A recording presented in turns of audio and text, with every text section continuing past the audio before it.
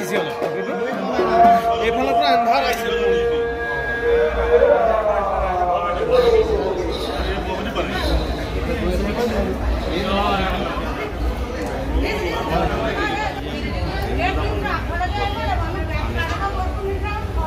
দেবে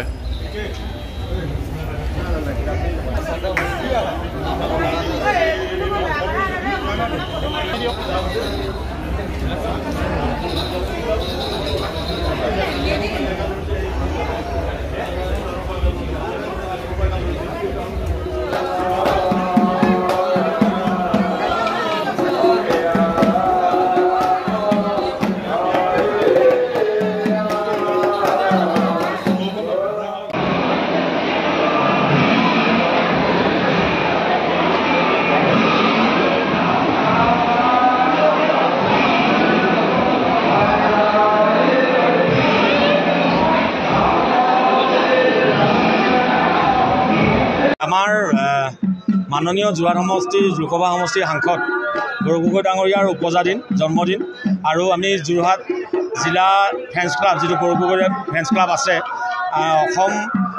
গৌৰৱ গগৈ ডাঙৰীয়াৰ অসমৰ ফেন্স ক্লাবৰ উদ্যোগত আৰু যোৰহাট জিলা গৌৰৱ গগৈ ফেন্স ক্লাবৰ সহযোগত আজি আমি উপজাদিন পালন কৰিছোঁ দিনজোৰা কাৰ্যসূচীৰে ইতিমধ্যে আমাৰ বৰভেটিত